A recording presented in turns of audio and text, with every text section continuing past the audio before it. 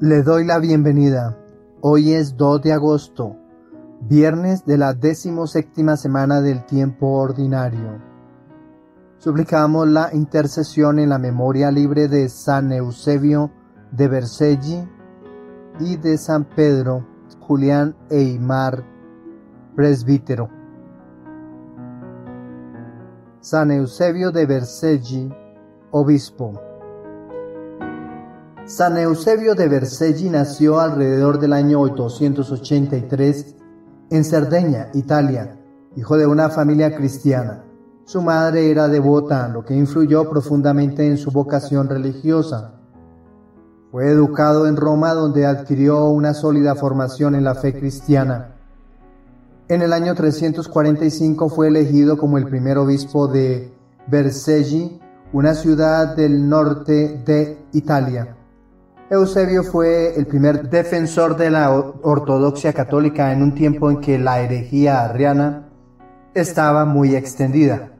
En el Concilio de Milán de 355 se negó a firmar la condena contra San Atanasio, defensor de la ortodoxia nicena, lo que resultó en su destierro por parte del emperador Constancio II. Durante su exilio, que lo llevó a regiones como Capadocia y la Tebaida en Egipto, Eusebio continuó predicando y escribiendo en defensa de la fe trinitaria. Tras la muerte de Constancio, pudo regresar a Vercelli, donde continuó su labor pastoral hasta su muerte en 371. San Eusebio es considerado el patrón de Vercelli y se le atribuyen varios milagros, incluyendo la curación de enfermos y la protección de la ciudad contra invasores bárbaros. Un milagro notable fue la curación de un niño moribundo a quien bendijo con la señal de la cruz, un evento que fortaleció la fe de la comunidad. Fue venerado como santo casi inmediatamente después de su muerte. Su culto se extendió principalmente en Italia. La Iglesia Católica lo reconoce como santo y su memoria litúrgica se celebra el 2 de agosto. San Pedro Julián Aymar nació el 4 de febrero de 1811 en Namur de Isère, Francia. Fue el hijo más joven de una familia humilde dedicada a la elaboración de aceite de oliva. Desde temprana edad, Pedro mostró una gran devoción a la Eucaristía, a pesar de la devoción inicial de su padre, quien prefería que siguieran el negocio familiar. Finalmente ingresó al seminario y fue ordenado sacerdote en 1834, 23 años después. Después de algunos años en el ministerio parroquial, Pedro Julián se unió a la congregación de los padres maristas en 1839. Su amor por la Eucaristía lo llevó a fundar en 1856 la Congregación del Santísimo Sacramento, dedicada a la adoración perpetua y a la promoción de la Eucaristía en la vida cristiana.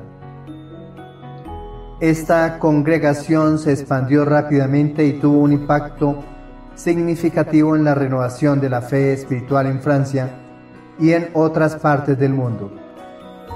San Pedro Julián Aymar es conocido como el apóstol de la Eucaristía y es el patrón de los sacerdotes dedicados a la adoración eucarística.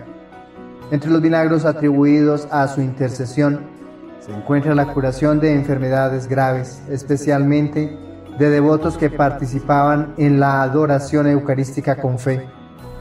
Un milagro prominente ocurrió cuando una mujer enferma se recuperó de una parálisis después de que su esposo, desesperado, colocara esta imagen del santo en su cama y orara fervorosamente. Fue beatificado por el Papa Pío XI en 1925 y canonizado por el Papa Juan XXIII el 9 de diciembre de 1962. Su canonización fue reconocida por la autenticidad de los milagros atribuidos a su intercesión y su vida de profunda devoción eucarística. Por eso, hoy, 2 de agosto, pidamos a San Eusebio de Vercelli y a San Pedro Julián Aymar que nos ayuden a mantenernos firmes en la fe, a defender la verdad con valentía y a encontrar en la Eucaristía la fuerza y el consuelo para nuestra vida diaria. Que ellos intercedan por nosotros ante Dios y que su ejemplo inspire nuestra propia santidad. Amén. Por mediación de estos dos santos le invito a disponer su oído, la mente, el corazón, para escuchar el Evangelio propuesto para la liturgia de este día. Le proclamo la buena noticia de nuestro Señor Jesucristo según San Mateo, capítulo 13, versículos desde el 54 hasta el 58. En aquel tiempo fue Jesús a su ciudad y se puso a enseñar en la sinagoga.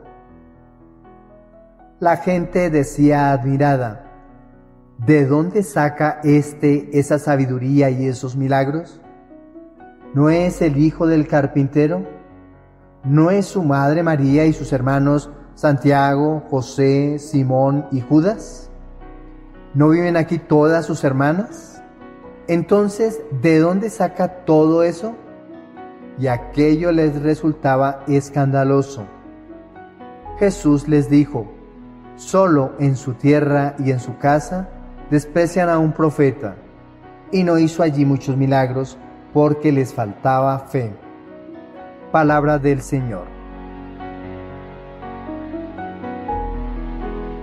Nuestra reflexión para el día de hoy. La propuesta de la primera lectura es del profeta Jeremías en su capítulo 26. La propuesta que nos ofrece el profeta Jeremías es el contenido de la posible restauración de Israel, que se concretiza en los capítulos desde el 30 al 33. La centralidad del discurso que hoy hemos leído del profeta Jeremías en el capítulo 26, versículos los 9 primeros, decimos que el tema central es la fidelidad al mensaje de Dios en tiempos de crisis. Esa es la enseñanza que nos da a nosotros el profeta. Escudriñemos más acerca de él. El profeta Jeremías, el relato de hoy, se sitúa durante el reinado de Joacim, hijo de Josías, alrededor del año 609 a.C., cuando Joacim fue rey que se apartó de las reformas religiosas de su padre y permitió la vuelta a la idolatría y la injusticia social en Judá. Este contexto de decadencia espiritual y moral es clave para entender la misión profética de Jeremías. En este pasaje, Jeremías es llamado a proclamar un mensaje de advertencia en el templo de Jerusalén, que es el centro religioso y social de Judá. El mensaje profético llega en un momento de gran tensión, ya que la amenaza de invasión por parte de Babilonia estaba cada vez más cerca y el pueblo se encontraba en un estado de negación y rebeldía contra Dios. El relato propuesto de hoy es de los primeros 9 versículos, relato que ofrece dificultades en el comienzo del resinado incidente o sangrado incidente ocurrido en 609, antes del primer año del reinado, ocurrido en el 608. Estamos frente al resumen del discurso sobre el templo. Dios tiene toda la posibilidad de suspender su juicio si el pueblo se arrepiente y acoge la ley. Además, les abre el entendimiento acerca de que Él únicamente se comunica con su pueblo a través del ministerio profético. Profundicemos en sus versículos. Versículo 1. Al principio del reinado de Jehoiaquín, hijo de Josías, rey de Judá, fue dirigida a Jeremías esta palabra de Yahvé. Palabra de Yahvé. En hebreo sería Neum Yahvé. Neum, palabra.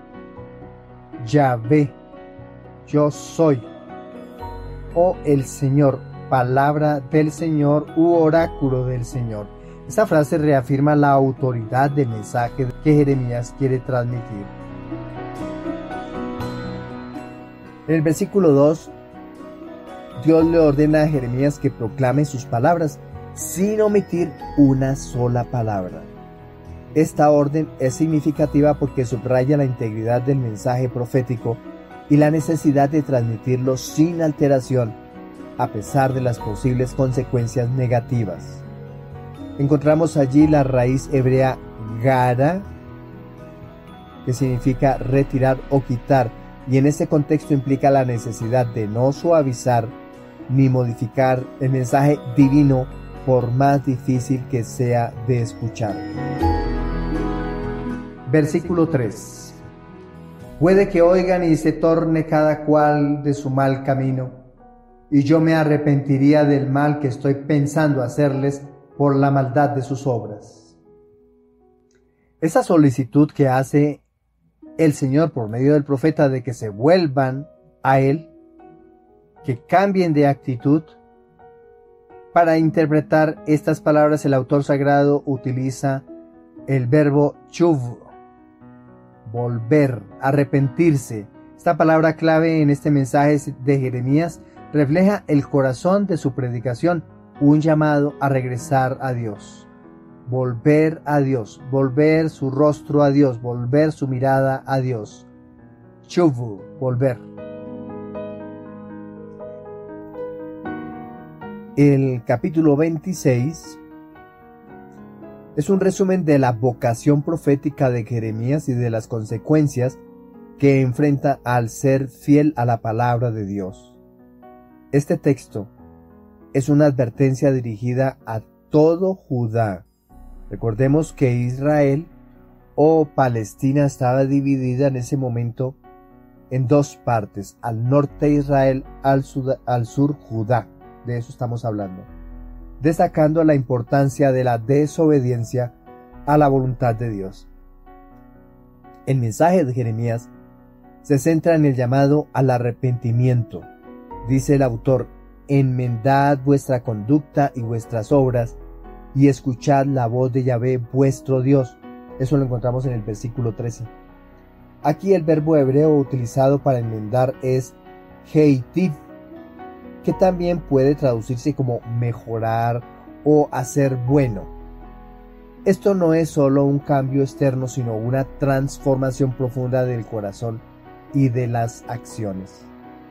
El rechazo de este mensaje por parte de los líderes religiosos y el pueblo lleva a la acusación contra Jeremías de blasfemia, con la pena de muerte como consecuencia. Este rechazo simboliza la ceguera espiritual del pueblo que, aferrado a una falsa seguridad, se niega a aceptar la corrección divina. En el relato que hoy hemos leído encontramos o resalta el número 7 como simbología bíblica, que a menudo representa la plenitud y perfección divina. Recordemos que Dios hizo la creación en 7 días, porque el séptimo día, dice el autor sagrado, después de que Dios terminó la creación, en el séptimo día descansó. Después de que Dios terminó toda la creación, descansó. Y Él terminó toda la creación en el día séptimo. Termina la creación y luego descansa. Por eso hablamos de perfección divina. Aparece implícitamente este 7 en la estructura del mensaje de Jeremías. El llamado al arrepentimiento y la adversidad de la destrucción, si no se escucha a Dios, es una completa y perfecta advertencia divina. Este simbolismo puede interpretarse como un llamado a la totalidad de la conversión, no solo a nivel individual, sino comunitario. San Juan Crisóstomo comenta sobre la fidelidad de los profetas y el sufrimiento que enfrentan a proclamar la verdad de Dios. Él destaca que el verdadero profeta no busca la aprobación humana, sino que permanece fiel al mandato divino, aun cuando esto signifique persecución y rechazo. El mensaje de Jeremías nos desafía a examinar nuestras vidas y comunidades. ¿Estamos escuchando la voz de Dios y estamos dispuestos a cambiar nuestras formas, nuestros pensamientos, nuestras acciones, especialmente las malas, lo que va en contravía de la norma del amor? ¿O nos aferramos a falsas seguridades negándonos a confrontar la verdad? En un mundo que a menudo rechaza las verdades difíciles, estamos llamados a ser fieles al mensaje del Evangelio, incluso si esto conlleva incomodidad o rechazo. Por eso, hoy, 2 de agosto, pidamos al profeta Jeremías que interceda por nosotros para que tengamos el valor de proclamar la verdad con fidelidad y humildad, que su ejemplo nos inspire a vivir en obediencia a Dios, confiando en su guía y misericordia, aún en tiempos de crisis. Amén. Ante esta propuesta que nos hace Yahvé por medio del profeta Jeremías, le respondemos con el Salmo 68 y vamos a unir nuestros sentimientos al sentimiento del salmista con esta frase antífona: que me escuche tu gran bondad, Señor. El Salmo 68 es la oración de un justo que acepta la voluntad de Dios. Sabe que Él lo acompaña y defiende. No se levanta contra sus agresores, sino espera en la gracia de la bondad de su Señor. Los más cercanos del justo se niegan a aceptarlo y respetarlo. Lo consideran soberbio por considerarse predilecto del Señor por obrar honradamente. Mientras tanto, por el egoísmo de otros, se niegan a aceptar y compartir las gracias recibidas. Qué bueno es cuando el cristiano se alegra por los éxitos de los virtuosos y camina a su imagen para alcanzar tal bendición. El Salmo 68, titulado Súplica del justo perseguido, narra la misericordia divina y la defensa en contra de nuestros enemigos, pues el Señor siempre manifiesta su realidad salvadora en favor de los que le han sido fieles para fortalecer sus promesas. El autor, inconsolable, clama al Señor no le aleje la salvación. Él ha sido testimonio de lo que el Señor ha hecho en su favor. En el salmo que hoy hemos proclamado están estampadas las líneas de oración de quien celebramos en la semana de la entrega y muerte del Salvador para la salvación de todo el mundo. Todo el sufrimiento, todo lo que toleró Jesús, lo han hecho por amor a ti, lo ha hecho por amor a ti y a mí. No muchos de sus hermanos de raza lo aceptaron en su tiempo. Aún muchos de ellos lo siguen negando y también muchos de nosotros, llamándonos cristianos, lo negamos. No aceptamos su mensaje de amor y misericordia. El corazón del Cordero de Dios está compungido. Todas nuestras malas acciones, una a una, caen sobre sus heridas con insulto, dolor y odio. Entonces, es el momento de tomar la decisión del cambio, de la conversión, de producir en nosotros una metanoia, un cambio de mentalidad para ya no maltratar más al Agnus Dei, al Cordero de Dios. Este salmo, que por diversos autores lo han titulado de diversas maneras, canto triunfal, las gestas de Yahvé, o las hazañas, las proezas, las cosas heroicas, las heroicidades de Yahvé, es lo que nos quiere decir las gestas de Yahvé. Tiene un marcado sello de himno de alabanza y de acción de gracias, de índole colectiva y nacional, quizás compuesto con motivo de la liberación de una situación crítica del pueblo oprimido por una potencia extranjera. El pensamiento ondea entre lo glorioso y lo poético, Y así tan pronto se presenta a Yahvé como guerrero libertador, como Señor de la naturaleza que protege a su pueblo a través de toda la historia. El Dios de Israel habita en el santuario y desde allí dispensa su protección a los desvalidos. Con este salmo, el pueblo de Dios sigue cantando la victoria de nuestro Dios frente a los enemigos de la vida, la rectitud y la justicia. Si le somos fieles al Señor, Él cuidará de nosotros, cuidará nuestras empresas y cuidará nuestros proyectos. Por eso, el cristiano no debe temer ni la muerte, ni los enemigos, ni la derrota, ni el mal, las esclavitudes. Todos ellos se disiparán como el humo ante la presencia de Él con mayúscula. Quien obra mal contra el justo, el Señor se convertirá en justo juez y cobrará justicia. Por tal razón, se debe tener abierto el corazón a la justicia y al amor a sus hermanos. Ese es el mandamiento de Jesús prácticamente. Y ahí está contenido, en eso que acabamos de decir, está contenido el decálogo del Antiguo Testamento.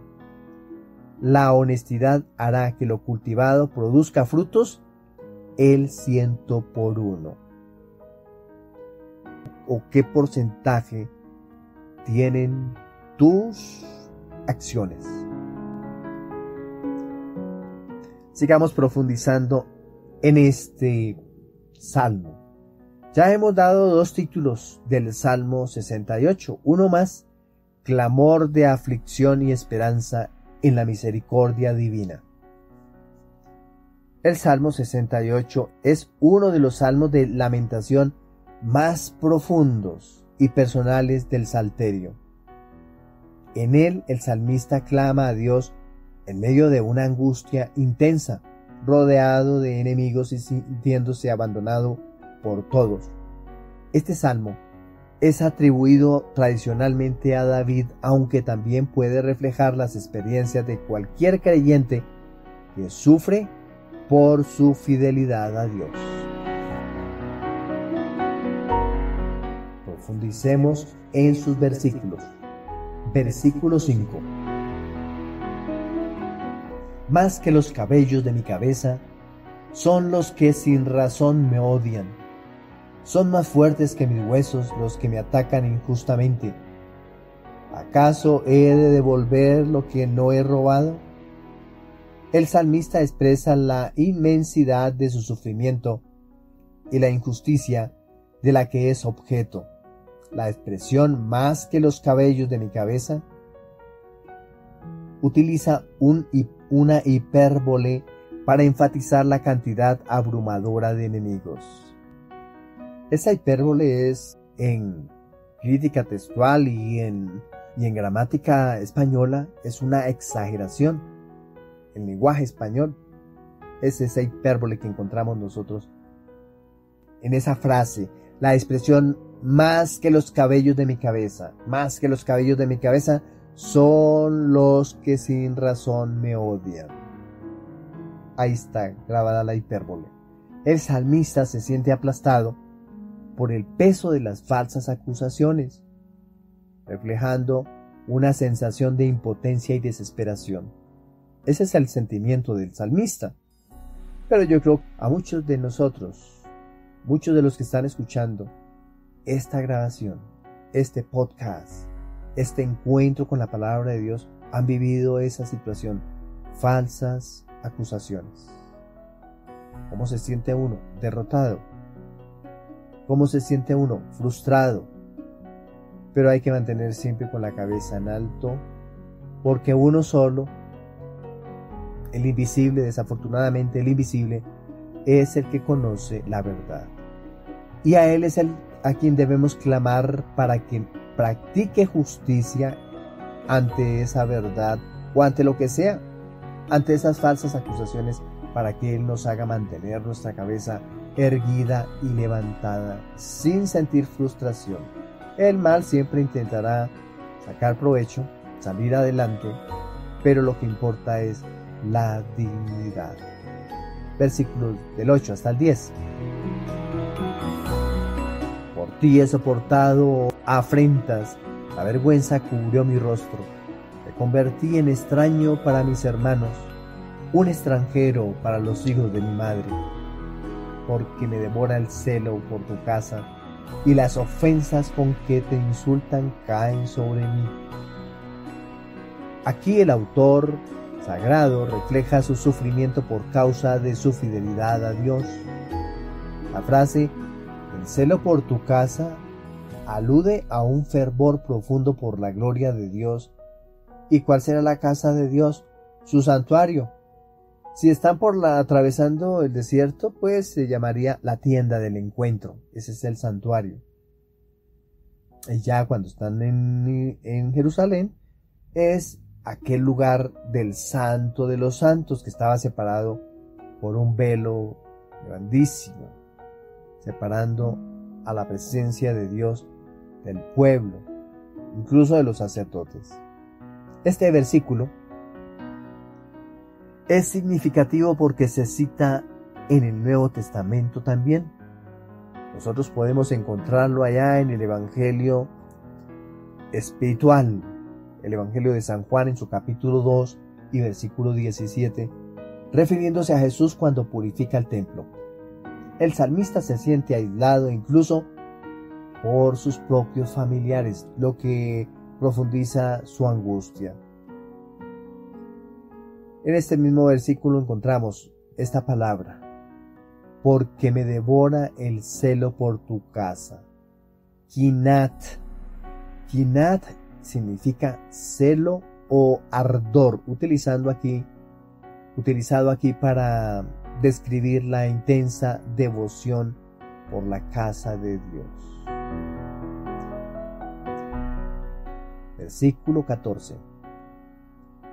Pero a ti, Yahvé, en la hora de tu favor, te dirijo mi oración, oh Dios, respóndeme por tu gran amor, por tu fidelidad en la salvación. En medio de la angustia, el salmista se vuelve a Dios con una oración llena de confianza. La hora de tu favor sugiere un momento divinamente ordenado para la intervención y salvación. Aquí el autor sagrado no solo clama por rescate, sino que lo hace con la certeza de la bondad y fidelidad de Dios. Ese favor o voluntad que encontramos en el versículo 14, pero a ti, Yahvé, en la hora de tu favor, sugiere un momento divinamente ordenado para la intervención y salvación. Aquí el salmista no solo clama por rescate, sino que lo hace con la certeza de la bondad y fidelidad de Dios. Esa palabra que ya dijimos allá, pero a ti, Yahvé, en la hora de tu favor, podemos hablar de favor o voluntad de Dios, porque el autor sagrado utiliza ahí la palabra hebrea ratzón, favor o voluntad, y en este contexto indica el tiempo en que Dios muestra su benevolencia. El Salmo 68 parece haber sido compuesto en un contexto de intensa persecución y sufrimiento personal. Puede haber sido inspirado por las experiencias de David durante sus tiempos de huida de sus enemigos, como Saúl, su rey, cuando David era un simple fiel pastor de ovejas, un jovencito, un adolescente, o cuando fue su soldado de Saúl. Este es uno de sus enemigos. El otro, Absalón, uno de sus hijos. O bien, en un contexto litúrgico más amplio, refleja el sufrimiento de los fieles que son perseguidos por su devoción a Dios. La motivación del Salmo es el clamor del justo que sufre injustamente, confiando en la justicia y misericordia divinas para su liberación. San Agustín en sus exposiciones sobre los salmos ve en el Salmo 68 una prefiguración del sufrimiento de Cristo. Al interpretar el versículo "El celo por tu casa me devora", San Agustín señala que esto se cumplió en Cristo, quien soportó afrentas y la cruz por su amor a la humanidad y su obediencia al Padre. Para Agustín, este salmo es tanto un reflejo del sufrimiento de los justos en todas las épocas, como una profecía del sacrificio redentor de Cristo. ¿Qué podemos concluir de este salmo propuesto para este día? El Salmo 68 es un llamado a todos los creyentes a confiar en Dios, incluso en medio de la mayor angustia y persecución, en medio de un mayor sentimiento de frustración, de derrota, de tristeza, de angustia. Este salmo nos enseña que aunque podamos sentirnos abandonados y rodeados de enemigos, Dios es fiel y escucha nuestras oraciones, rescatándonos en su momento perfecto. Este salmo es un testimonio de la esperanza en la misericordia divina, aun cuando las circunstancias parecen insuperables. Después de una explicación de esas, qué bueno es ir y volver allá al salmo y volverlo a releer y a meditarlo después de esta experiencia de explicación. Y podemos nosotros leerlo y releerlo con otros sentimientos distintos a cuando hicimos la lectura antes de empezar a escuchar nuestra reflexión. La propuesta del Evangelio. El Evangelio propuesto para la liturgia de hoy es de San Mateo en su capítulo 13. Después del discurso que veníamos nosotros escuchando y reflexionando, un discurso de Jesús, llega a su tierra Nazaret, en donde se escuchaban comentarios de su predicación acompañada de signos. Sus compatriotas se admiraban de sus acciones y se aterraban que tuviera acciones tan maravillosas, situación que hacía admitir con obligación que fuera el Mesías esperado. Pero el origen de su raza hace imposible que sea el enviado, que lo acepten. Más aún, su oficio, por su oficio artesano, y el Mesías haría de ser posiblemente haber nacido con alma de monarquía, ser con sentimientos guerrero, posiblemente un profeta y hasta rabino. Pero en apariencia Jesús era simplemente un artesano. Lo debió haber aprendido de su padre adoptivo, de su padre adoptante, José. Este Mesías que nosotros conocemos, su alma, su interior, sí tiene sentimientos de monarquía, porque nosotros lo llamamos es nuestro rey. Porque nosotros, siendo maldadosos, y Él que nos enseña la justicia y el amor y la entrega, pues nosotros ¿qué tenemos que hacer? Coronarlo como el rey a que nosotros nos debemos parecer a Él. Tenía que ser un guerrero. Para nosotros guerreó hasta el último momento, porque se levantó 3 veces llevando la cruz a cuestas después de que cayó, y hasta el último momento venció con la resurrección. Profeta, posiblemente fuera profeta, a él siempre se hacía llamar hijo de hombre, y todos los que lo veían caminar, predicar y realizar acciones decían que él era un profeta, sencillo. Él se hace llamar entonces profeta también. Y por supuesto que por su predicación, por su enseñanza, por su elocuencia, se hace llamar rabino. Que lo hayan reconocido pues todo el pueblo de Israel, el pueblo de Jerusalén, como un gran rabino, no, porque si no se hubiera manifestado en letrero grande la escuela del rabino Jesús. Pero no, al contrario, él no ni se formó en la conciencia de muchos judíos que hubiese tenido una escuela pues maravillosa, una escuela importante, una escuela de carácter general. No, y si no hubiese recibido muchos más discípulos, si hubiese crecido mucho más, no. Además, como no estudió en ninguna escuela de Jerusalén, ¿cómo se iba a formar como rabino? No, esa característica de maestro de Jesús lo adquirió por la sabiduría que recibió de parte de Dios cuando recibió la efusión de su Espíritu, el Espíritu Santo en su vida. De ahí nace. El mismo Espíritu es el que lo catapulta, lo cataloga como gran maestro, porque de él recibimos la esencia reformada, la esencia de la norma que está escrita en la Torá, para convertirla en lo que hoy nosotros conocemos como estos 2 mandamientos del amor que Jesús nos enseña. Un maestro nuevo, maestro renovado. Pero ellos no veían en Jesús ninguna de esas características. Conocían de él que era artesano, así de sencillo. No vieron un rey, claro que tenía que tener ropajes reales, tenía que caminar como rey, andar como un rey, protegido por un séquito. Él no tenía esas ínfulas de rey, no tenía ínfulas de guerrero, guerreaba contra el pecado, nos enseñó a pelear contra el pecado, a hacerle mofa al pecado. Él nos enseñó siempre eso.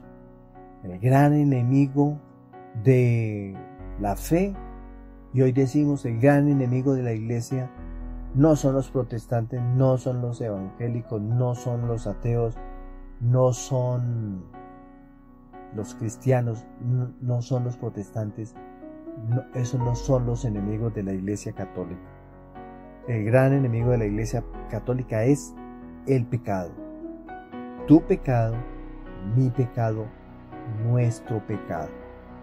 Por eso, el gran enemigo de la iglesia católica está en nuestro interior.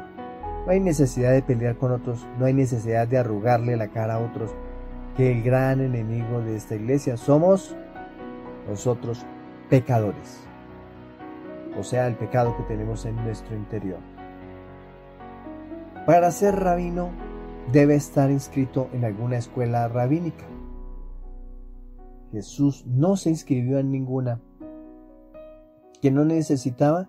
No, lo que pasa es que no lo dejaban inscribir, porque como él ya estaba dirigiendo un grupito de personas, de jóvenes, y les estaba enseñando cosas que como que no iban acorde con lo que enseñaban los rabinos de la época, entonces si este viene a pedir inscripción en nuestra escuela, no lo recibimos.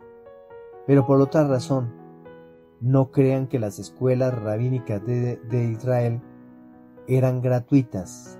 No, quienes se formaban en una escuela eran personas pudientes, con dinero, para poderle enseñar a sus hijos a leer y a escribir. Por eso no todos los judíos sabían leer y escribir. Recordemos a Pedro. Pedro no era un hombre instruido. No sabía leer, no sabía escribir. Solamente un grupo de judíos que eran los más adinerados. Entonces, para ser rabino se debe estar inscrito en alguna escuela rabínica y tener reconocimiento. Hagamos memoria de Saulo de Tarso. Él era importante. Y por eso fue que con confianza le dieron una carta para perseguir a los que predicaban al resucitado, porque él era un gran judío, un respetado judío con dinero, y se había formado en una escuela prestigiosa de Israel. ¿Recuerdan ustedes el nombre del maestro Saulo de Tarso? Esa persona, ese muchacho, ese discípulo que se forma en una escuela, pues adquiere reconocimiento por el rabino que lo formó. Y si ha adquirido reconocimiento uno de sus estudiantes, pues cualquier rabino puede invitar a ese estudiante, a ese discípulo, en su sinagoga, en cualquier sinagoga, para que enseñe, porque le tiene confianza, sabe que aprendió la norma, que aprendió la doctrina y que puede enseñar. Al final, Jesús se presenta como profeta no reconocido, al contrario, desprestigiado.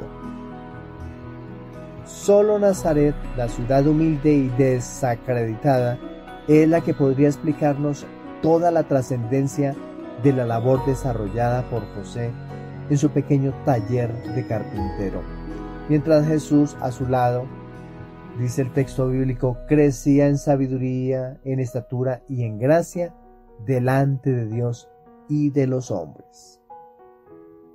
En efecto, allí, en aquel pequeño poblado situado en las últimas estribaciones de los montes de Galilea,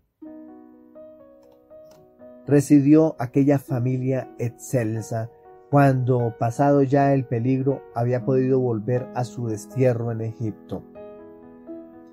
Estoy hablando de Jesús, el niño, cuando salió con sus papás de viaje a Egipto.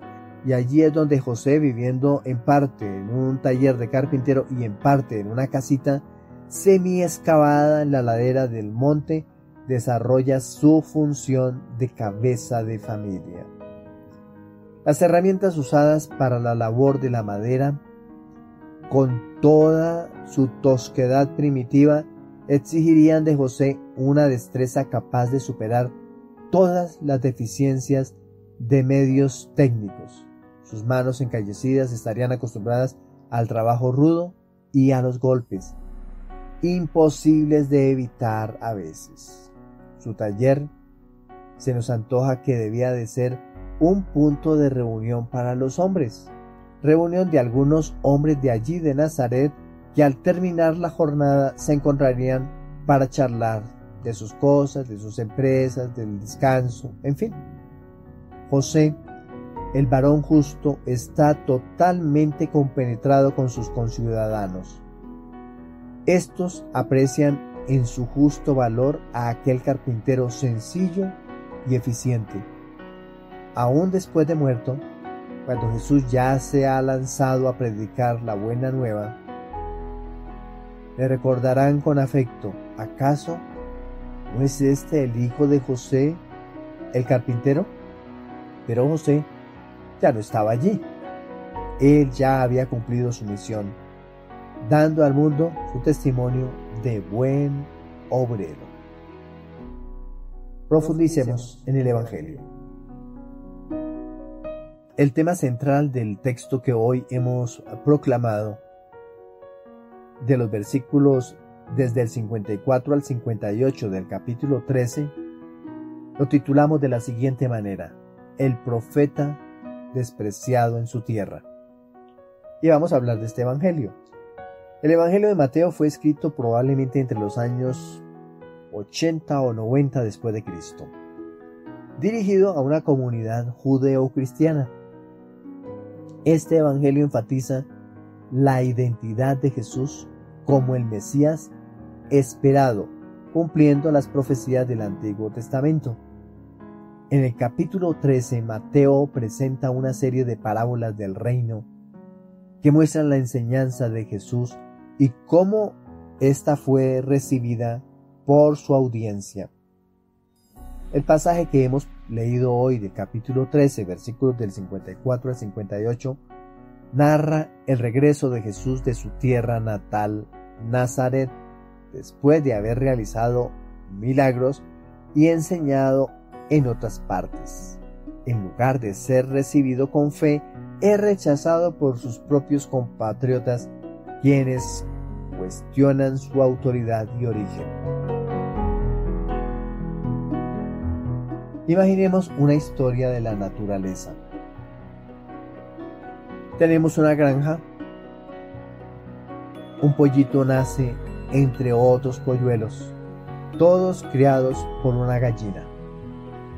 Con el tiempo el pollito crece y desarrolla plumas grandes y hermosas, mucho más majestuosas que las de los otros. Sin embargo, al ver que es diferente, los otros polluelos y las gallinas comienzan a desconfiar de él. Se burlan y lo rechazan. Un día, un águila pasa volando y reconoce al pollito como uno de los suyos. El águila lo llama a volar y le muestra su verdadero potencial. Pero el pollito, después de haber sido despreciado durante tanto tiempo, duda de sí mismo. Finalmente, cuando logra volar y unirse al águila, los demás animales de la granja se dan cuenta de su error y lamentan no haber reconocido su verdadero valor. Esta historia refleja el rechazo que Jesús enfrentó en Nazaret. Al igual que el pollito que fue subestimado, Jesús fue rechazado por aquellos que creían conocerlo, pero no reconocieron su verdadera identidad y misión. Recordemos esa frase. ¿Quién es este? ¿Acaso no es este el hijo del carpintero? ¿Qué puede aprender él? ¿En qué escuela se formó? Pues en la de su casa, con José, que es artesano. Entonces, ¿qué hace él? Él es artesano. Pero, oiga, ¿por qué habla tan bonito? ¿Por qué esos mensajes tan interesantes, tan cautivadores? Otra cosa, su predicación va acompañada de signos. ¿Por qué? Ahí está en juego la identidad de Jesús, la que no comprendieron cada uno de los acompañantes de Jesús. Profundicemos en el Evangelio. Versículo 54. Al llegar a su pueblo, se puso a enseñar en la sinagoga, de tal manera que la gente admirada decía: ¿de dónde saca esa sabiduría y esos milagros? El término griego utilizado por el autor sagrado para sabiduría, cuando dice ¿de dónde saca esa sabiduría? La palabra es Sofía, que en el contexto judío denota una comprensión profunda de las Escrituras y la voluntad de Dios. Ahora bien, no estoy hablando de Sofía, la vecina, la amiga, la hija, la cuñada, no es esa Sofía. Bueno, algunos le pusieron el nombre por esa raíz, Sofía, pero esta Sofía es de la palabra filosofía. Filosofía, amor, Sofía, sabiduría, amor a la sabiduría. Eso es lo que significa la palabra filosofía. Y solamente Sofía, sabiduría. La comprensión profunda en el contexto judío denota entonces una comprensión profunda de las Escrituras y la voluntad de Dios.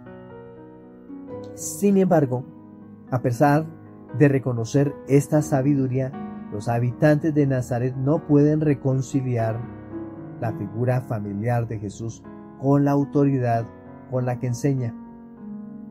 Vamos al versículo 55. ¿No es este el hijo del carpintero? ¿No se llama su madre María? ¿Y no son sus hermanos Santiago, José, Simón y Judas? Aquí se resalta la familiaridad que la gente tiene con Jesús y su familia. El término carpintero en griego es tektón, que se refiere a un artesano, probablemente de origen humilde. Esta referencia a su ocupación y familia apunta a la percepción limitada que los habitantes de Nazaret tienen de Jesús, subestimando su identidad divina. Quiero aprovechar aquí para hablarles a cierto grupo de personas que han entendido de otra forma, porque se lo han hecho entender así, lo que he acabado de decir. Carpintero se refiere a un artesano, digo yo, probablemente de origen humilde, porque he escuchado a algunos predicadores, a algunos sacerdotes decir: eso es mentira, que José haya sido considerado un carpintero o un artesano pobre, ¿no es verdad? Él nunca debió haber sido pobre porque él era carpintero, trabajaba la madera y la madera la trabajan y la labran y es bien paga. Entonces él tenía mucha plata. Entonces cogen las cosas por otro lado y no es cierto. José no es el único carpintero, ni fue el único carpintero de Nazaret. Habían otros artesanos que trabajaban la madera. Y no era que tuvieran mucho trabajo como los artesanos de hoy en día o los carpinteros de hoy en día, que tienen acumulado trabajo y no lo entregan a tiempo porque tienen tanto trabajo y entonces mantienen cansados de solo pensar que tienen que trabajar y entonces se la pasan descansando y por eso no entregan el trabajo. Y los de hoy en día pues se enriquecen porque piden, aparte de todo, piden la mitad de la plata. A muchos les pagan todo completo. A los que le pagan completo, pues menos van a entregar el trabajo. Otros les pagan la mitad y entonces medio trabajan. En la época de José, los carpinteros, ¿para qué los podían utilizar? No era para hacer muebles, ni camas, ni mesas para el comedor, ni para la sala. No, porque ellos no comían en mesas, comían en el piso. Los artesanos que trabajaban la carpintería o la madera tenían trabajo muy de vez en cuando. ¿Cada cuándo? Pues cuando un padre de familia veía que uno de sus hijos se hacía mayor. Cuando se hace mayor, ya se debe ir pensando en que él tiene que tener su esposa. Y era obligación del padre del hombre entregarle una casa a su hijo para que él se fuese a vivir allá con su esposa. Entonces, él empezaba, cuando ya su hijo se acercaba a la edad adulta, le construía su casa y mandaba hacer puerta y ventana para proteger la entrada de la casa y una ventanita por donde iba a entrar la luz. Una o dos ventanas. Entonces, no había trabajo todos los días porque no todos los días un muchacho se hace adulto. Hoy en día sí, porque tenemos un número de personas grandísimo, pero en esa época, en una familia, cada cuánto un muchacho se hacía adulto. Para decir que todos los días tenían trabajo. Y José no era el único carpintero, había más carpinteros. Entonces el trabajo era escaso. Por eso no eran tan pobres como nos han hecho vender la idea muchos sacerdotes y muchos predicadores acerca de José, que él sí era rico porque tenía esa labor de artesano o de carpintero. Vamos con el versículo 57. Y se escandalizaban de él, pero Jesús les dijo: un profeta es despreciado solo en su patria y en su casa. El término escandalizaban proviene del verbo escandalizó, que significa tropezar u ofenderse.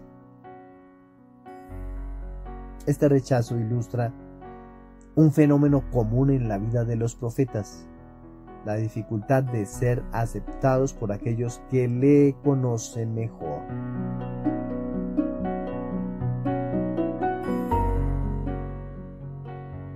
Versículo 58. Y no hizo allí muchos milagros por la incredulidad de ellos. La incredulidad del pueblo limita el poder de Jesús de actuar. Este versículo subraya la importancia de la fe como condición para experimentar los milagros de Dios. Encontramos en la lectura de estos 5 versículos del Evangelio de San Mateo el número 3 relacionado con la Trinidad y la perfección divina. Este número está implícito en el rechazo que Jesús enfrenta en Nazaret, ya que refleja un patrón profético donde los enviados de Dios son rechazados repetidamente antes de ser finalmente reconocidos. San Jerónimo, el patrono de las Sagradas Escrituras, comenta que este pasaje muestra la ceguera del pueblo de Nazaret. quienes por familiaridad y prejuicio no pudieron ver la realidad de Jesús como el Mesías. Este rechazo, según Jerónimo, es una advertencia para no permitir que nuestras percepciones preconcebidas nos impidan reconocer la obra de Dios en nuestras vidas. Hoy en día, este pasaje que hemos leído nos desafía a examinar cómo nuestras propias percepciones y prejuicios pueden impedirnos ver la verdad. ¿Cuántas veces hemos subestimado o ignorado a alguien porque creíamos conocerlo bien? ¿Cómo nuestras expectativas limitadas pueden impedirnos experimentar el poder y la gracia de Dios en nuestras vidas? En nuestra vida cotidiana estamos llamados a abrir nuestro corazón y mente a conocer a Dios actuando en formas inesperadas y en personas que quizá hemos subestimado. Incluso nos puede dar hasta envidia. Los conozco. La fe, no la familiaridad, es lo que nos permite experimentar los milagros de Dios. Por eso, hoy, 2 de agosto, pidamos al Señor que nos conceda la gracia de la humildad y la apertura de corazón para reconocer la presencia y acción de Dios en nuestras vidas, incluso en lo familiar y en lo ordinario. Que nos libremos de prejuicios y veamos con los ojos de la fe. Amén. Para todos un feliz día. Que el Señor nos siga colmando de su alegría como también de su bendición. Felicidades, bendiciones abundantes.